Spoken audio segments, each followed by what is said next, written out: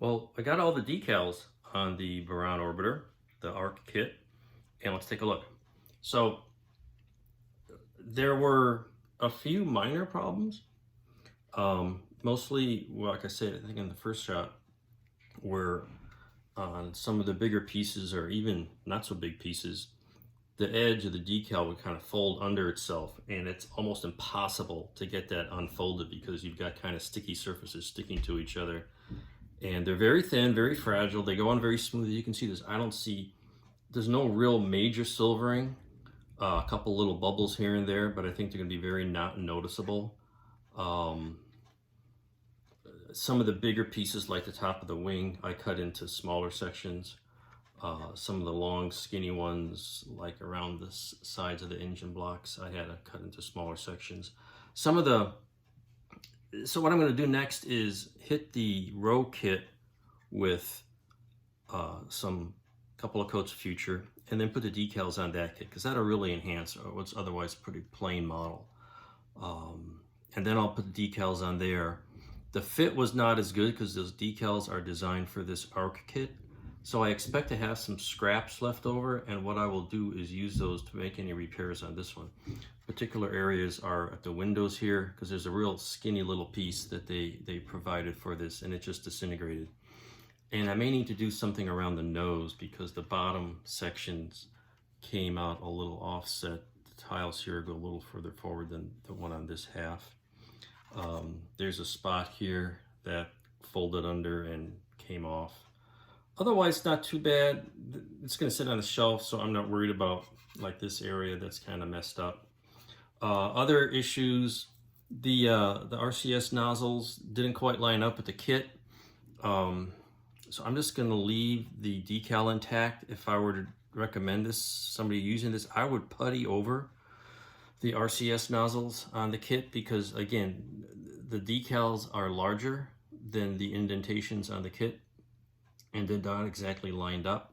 Same thing for the back engine block. They're close, but not exact. They also give you black for this panel underneath here, which I believe, looking at photos, there's some photos where this looks white, and I think it's because this section here is interchangeable. Maybe they had a non-flight version on, but what looks like the flight panels, it's actually just very dirty under here, and there are RCS nozzles on the model but not on the decals, and I believe this should just be very dirty, and that's what I don't really know, but there's no nozzle openings here, so I just left it with the decals because it looks fine. Also, the back of this block here, it's going to stay plain white. Very hard to get good photos that show what it actually looks like. But I did finally see a photo of the flight vehicle that shows this panel. I'm sorry, this inside surface here should have white tiles on it. But those are like super hyper picky details. I'm not going to worry about that. So I'm going to do the Rho kit first, and then come back, patch this up. Oh, here's what the doors look like. And when you open the payload doors, if you display it with that, of course, you won't see them because they're folded down. But it looks like that, and the tail looks very nice. I haven't even tried the tail on here yet. But there you go. There's your Buran orbiter. So I'll do the Rho kit, come back, patch this up, then hit this with a little flat coat, put on all the landing gear. And I got the landing gear doors and stuff. They get tile as well, decals, as does the flap that goes on the tail on the back. I left that off till the end. So anyway, I think it looks nice.